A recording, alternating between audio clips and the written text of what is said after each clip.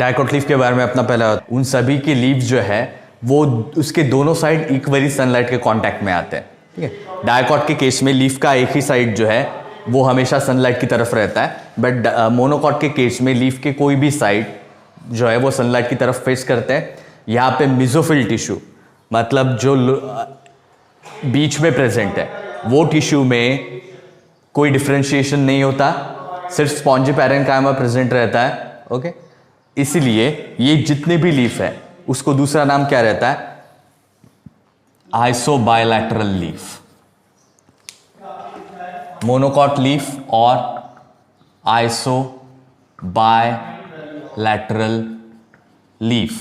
Iso means same, bye means दो, lateral means side. दोनों lateral sides जो है वो सिमिलर है, वहां पे एनाटॉमिकली और मॉर्फोलॉजिकली कोई डिफरेंशिएशन नहीं है, कोई डिफरेंस नजर नहीं आता, इसलिए उसको क्या बोला है, आइसोबायलैटरल लीफ, ठीक है। Because mesophyll tissue is not differentiated into palisade and spongy parenchyma, सिर्फ स्पॉन्जी पैरेन्काइमा रहता है, ठीक है। अगर कभी घास ऑब्जर्व किया है, ठीक है, इस तरीके की लीफ रह गई तो अचानक से रोल हो जाती है,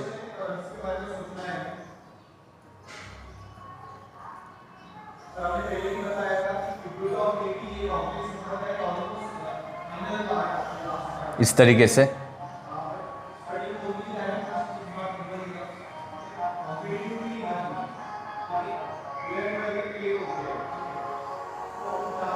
ओके, सो ये मिड रिब हुई, ये पीछे वाली साइड हुई। तो सनलाइट जब भी इस पे पड़ेंगे तो वो कोई एक ही फेस पे या कोई एक ही रीजन पे नहीं पड़ते, सभी रीजन पे इक्वली पड़ सकते हैं। सो दैट इज वाई इसको क्या कहेंगे, आइसोबायलैटरल लीफ। और दूसरा मेसोफिल लीफ में डिस्टिंक्शन नहीं रहता, बाकी की चीजें सेम रहेगी। ये अपर एपिडर्मिस हुआ,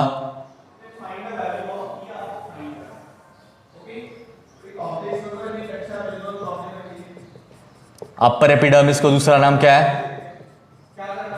बोलो। अपर एपिडर्मिस को दूसरा नाम क्या है,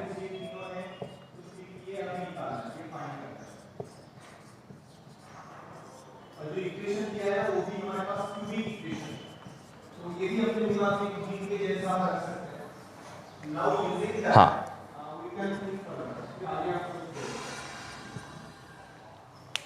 ओके, एबैक्सियल, बराबर, okay. So abaxial and lower adaxial, ठीक है, ये हुआ। अब इनके केस में सबसे पहला पॉइंट क्या होगा कि इसको आइसोबायलैटरल लीफ क्यों कहते हैं, क्योंकि इसमें डिस्टिंक्शन नहीं है। दूसरा, आउटर मोस्ट लेयर जो है दोनों एपिडर्माइसिस, ठीक है, वो जनरली पैरेन्काइमेटिक सेल से बनी रहती है, आइसोडायमेट्रिक सेल रहेंगे उसमें, ओके। और इसके एपिडर्मिस में एक स्पेशल कैरेक्टर है, यहां पे एक स्पेशलाइज सेल रहता है जिसको कहते हैं बुलीफॉर्म सेल, बुलीफॉर्म सेल और मोटर सेल,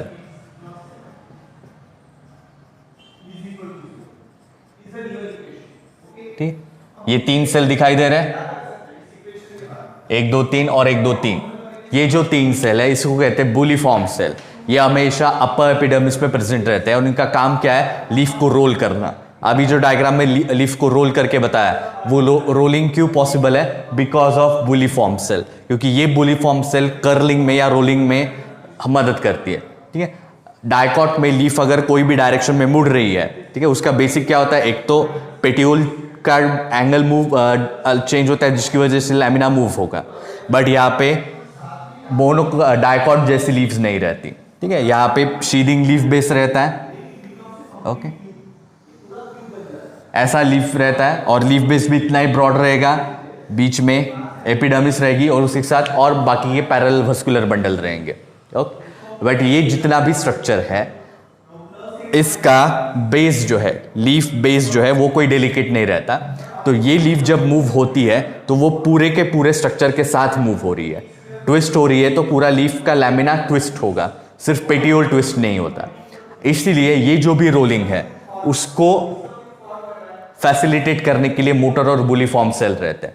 और इसका फायदा क्यों, क्योंकि जैसे अभी बताया यंग टाइम पे ऐसी रहेगी लीफ, ठीक है, ओके। अगर अपन मेज की लीफ देखते हैं, ठीक है, थोड़ी वेवी मार्जिन रहती है, ओके, एंड उसके बाद इस तरीके से। सो ये अपर वाला पार्ट हुआ, ये लोअर एपिडर्मिस वाला पार्ट हुआ, ठीक है। मेड्री विद डॉटेड की बताया क्योंकि ये लोअर वाला पार्ट है, ये अपर वाला पार्ट है, ठीक है। तो पॉइंट क्या है कि लीफ जैसी ऐसी टर्न हो रही है, तो जब विंड इसके थ्रू पास होगी, ठीक है, सो वो मूव होगी, और ये जो भी मूवमेंट हो रही है वो मूवमेंट की वजह से लीफ टूटना नहीं चाहिए, ठीक है, वो मूवमेंट की वजह से लीफ टूटना नहीं चाहिए, इसीलिए उनमें मोटर सेल्स रहते हैं, ठीक है। और मोटर सेल्स कहां पे प्रेजेंट रहेंगे? दो वस्कुलर बंडल के बीच में, ठीक है। मोटर सेल्स कहां पे प्रेजेंट रहेंगे? दो वस्कुलर बंडल के बीच में, ठीक है। सो फर्स्ट पॉइंट क्या? Upper epidermis has specialized cell, and ये सेल कैसे रहेंगे? Large, specialized larger cells called bulliform और motor cells, ठीक है। एंड इनका काम क्या है? दे हेल्प इन रोलिंग और ट्विस्टिंग ऑफ लीफ, ठीक, रोलिंग और ट्विस्टिंग ऑफ लीफ। दूसरा, दोनों एपिडर्मिस के ऊपर जो है वो क्या क्यूटिकल प्रेजेंट रहेगा, वो तो कॉमन है। और ये बुलिफॉर्म सेल्स कहाँ पे रहेंगे? वस्कुलर बंडल के अपोजिट साइड में कभी नहीं रहेंगे, हमेशा दो वस्कुलर बंडल के बीच में रहेंगे। यहाँ इसके बाद और एक वस्कुलर बंडल रहेगा, इसके बाद और एक वस्कुलर बंडल रहेगा। सो रोल कहाँ बुलिफॉर्म सेल्स कहाँ पे? जहाँ पे क्या प्रेजेंट है? नॉर्मल सेल्स या नॉर्मल मेसोफिल सेल्स है, जहाँ पे वस्कुलर बंडल है उसके ऊपर बुलिफॉर्म सेल्स नहीं रहेंगे, ओके। हाँ, दूसरा mesophyll tissue is not differentiated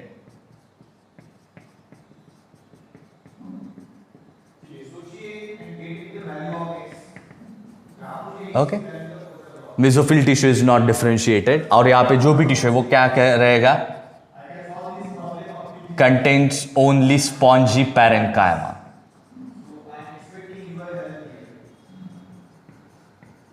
with intercellular space, ठीक है। स्पॉन्जी पैरेंकाइमा प्रेजेंट रहेगा। सो यहां पे ये जो भी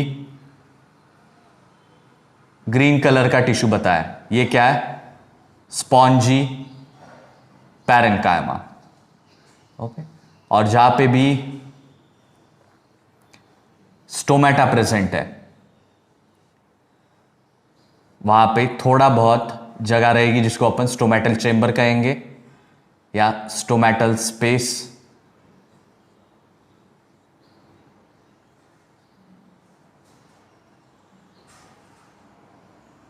ओके। और स्टोमेटा कौन से शेप के रहेंगे? स्टोमेटा कौन से शेप के रहेंगे मोनोकॉट में?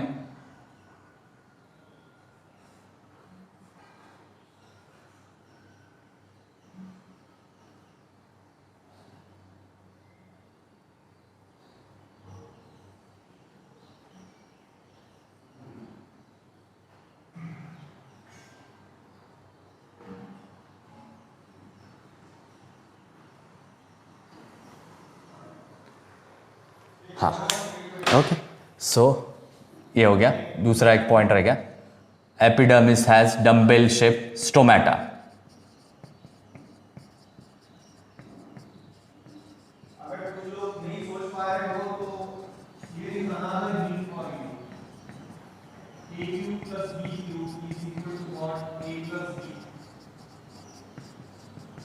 ठीक है। गार्ड सेल्स है डम्बेल शेप्ड, ओके। ये हो गया।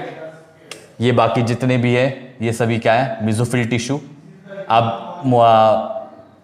वस्कुलर बंडल जो है वो कैसे रहेंगे? क्लोज, कंजॉइंट एंड कोलैटरल रहेंगे या रेडियल रहेंगे? वस्कुलर बंडल कैसे रहेंगे? कोलैटरल रहेंगे या रेडियल रहेंगे?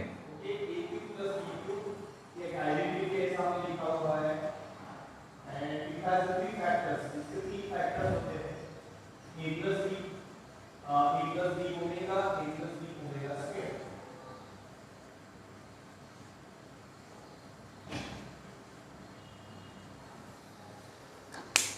रेडियल क्यों? लीफ में कभी एक्सप्लेन किया था क्या? पिछले बार जो डायकॉट के लीफ में एक्सप्लेन किया था उसको अपन ने रेडियल वस्कुलर बंडल बोला था क्या? उसको रेडियल वस्कुलर बंडल बोला था।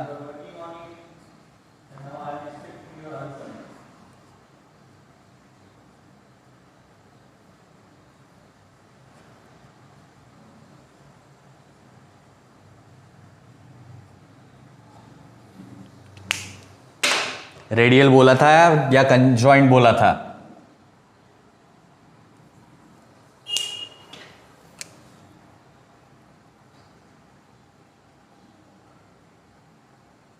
याद करो,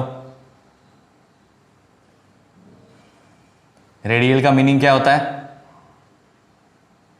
जिन्होंने रेडियल बताया वो बताओ, रेडियल का मीनिंग क्या होता है?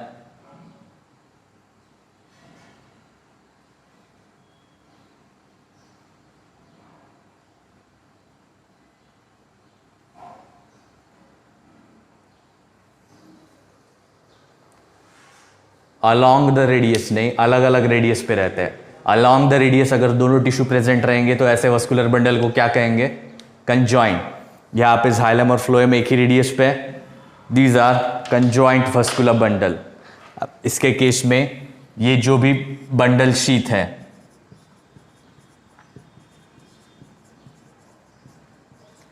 जनरल स्केलेरन कायमेटस, और उसी का एक्सटेंशन जो है वो प्रेजेंट रहेगा उसके नीचे, ऊपर और नीचे। अभी डायग्राम में समझाने के लिए ये इतना एक्सटेंडेड बताया। अगर अपन रियल सेक्शन ऑब्जर्व करते हैं तो वहां पे ऐसा एग्जैक्टली इस तरीके का डिस्टिंक्शन या इस तरीके का डायग्राम नहीं दिखेगा।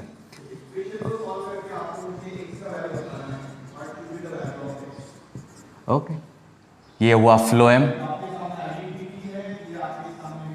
जाइलम। अब जाइलम में भी यहाँ पे ज़्यादा डिस्टिंक्शन नहीं रहता। मोनोकॉट के जाइलम जो है वो थोड़े बहुत इनडिस्टिंग्विशेबल रहते हैं। यहाँ पे मेटाजाइलम बहुत प्रोमिनेंटली दिखता है, बट प्रोटोजाइलम की पोजीशन उतनी प्रोमिनेंटली नहीं दिखती। दूसरा, डायकॉट में रोज के फॉर्म में अरेंज थे, यहाँ पे जाइलम रोज के फॉर्म में अरेंज नहीं रहते।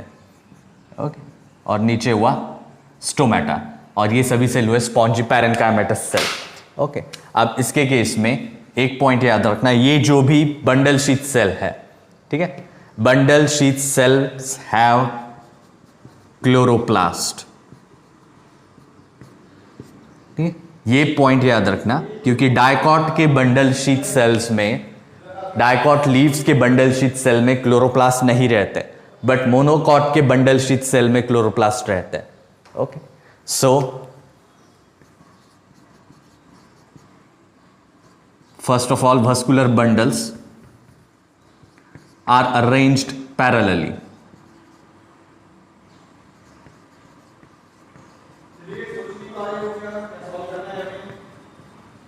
ठीक है, एक तो पैरेलल अरेंजमेंट कहेंगे उसको, या फिर रो वाइज। अगर इसका ट्रांसवर्स सेक्शन ऐसे कट करते हैं, ठीक है, सो अपने को बहुत सारे इस तरीके की मार्जिन दिखेगी लीफ में। ओके, अगर हम ट्रांसवर्सली कट करते हैं और सेक्शन को ऑब्जर्व करते हैं तो इस तरह की मार्जिन दिखेगी। यहाँ पे डिप्रेशन वाला जो भी पार्ट है वहाँ पे बुलिफॉर्म सेल्स रहेंगे। जो मेन मिडरिब है वो वाला वस्कुलर बंडल साइज में सबसे बड़ा रहेगा, बाकी के वस्कुलर बंडल साइज में छोटे रहेंगे, बट एक इक्वल डिस्टेंस पे डिस्ट्रीब्यूटेड रहेंगे। ठीक है, so that's why they are arranged in a row, और it can be said that they are arranged in parallel fashion, क्योंकि एक ही लाइन में अरेंज्ड है। साइज जो है सिर्फ मेन मिडरिब जो रहेगी, ठीक है, उसका साइज बड़ा रहेगा, बाकी के जितने भी वस्कुलर बंडल है वो एक ही साइज के रहेंगे और रो में अरेंज्ड है। डायकॉट के केस में रो में अरेंज थे क्या? नहीं, रैंडमली अरेंज थे, और साइज जो है वो वैरी करता था। एक वस्कुलर बंडल बड़ा है तो दूसरा छोटा, तीसरा फिर से बड़ा। मोनोकॉट में ऐसा नहीं रहता। ठीक है, so vascular bundle arrange parallelly and have bundle sheath of sclerenchyma। ठीक है, bundle sheath have sclerenchyma and these sheath cells have chloroplast, और ये क्लोरोप्लास्ट जो है वो इंपॉर्टेंट इसलिए है क्योंकि यहाँ पे जब फोटोसिंथेसिस होता है तो उसका आधा पार्ट इस मेसोफिल सेल में होगा और फोटोसिंथेसिस का आधा part in bundle sheath sales में होता है। सो अगर अपन डायग्राम में दिखाना है, ठीक है, तो अपन ऐसे ही दिखाएंगे, ठीक है, या फिर सेल्स जो है वो डबल वॉल्ड है इसलिए अपन डबल वॉल दिखाएंगे, ठीक है। सो ये पॉइंट हुआ किसके बारे में, बंडल शीथ के बारे में। और मोनोकॉट और डाइकॉट में एडवांस कौन है, मोनोकॉट और डाइकॉट में एडवांस प्लांट कौन है,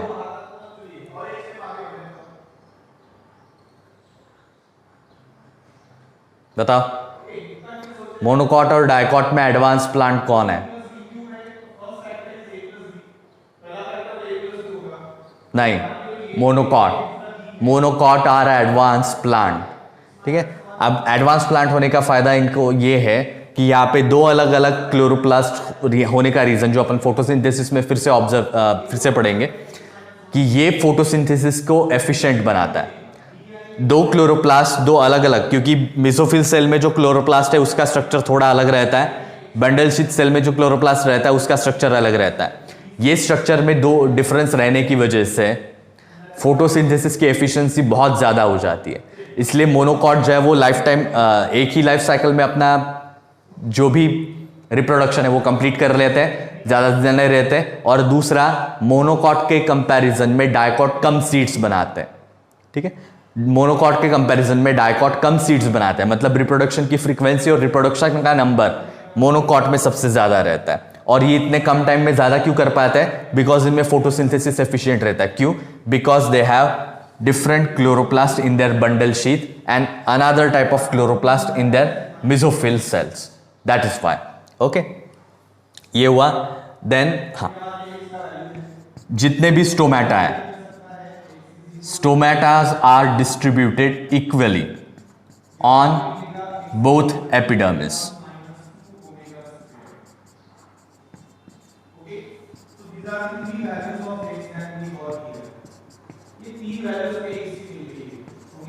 ठीक है, on both epidermis stomatas are distributed equally.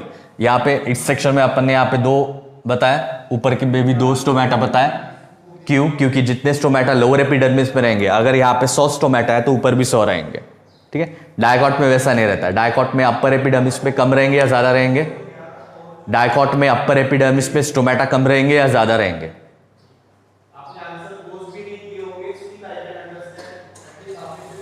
हाँ, कम रहेंगे। क्यों, क्योंकि अपर साइड हमेशा सन के कांटेक्ट में रहती है तो ट्रांसपिरेशन ज्यादा होगा, जो नहीं होना चाहिए क्योंकि प्लांट के लिए वो बेनिफिशियल नहीं है। बट ये इस तरह की शेप या इस तरह का क्या कहते हैं पैटर्न होने की वजह से मोनोकॉट में दोनों लीफ दोनों साइड पे इक्वल स्टोमेटा है और यहाँ पे टिश्यू मेसोफिल टिश्यू भी डिफरेंशिएटेड नहीं है। अब दोनों साइड पे इक्वल नंबर ऑफ स्टोमेटा, इसलिए इसको क्या बोलते हैं, एम्फीस्टोमैटिक लीफ।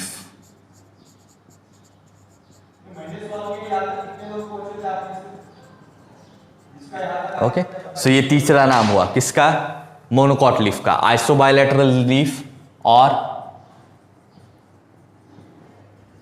एम्फीस्टोमैटिक लीफ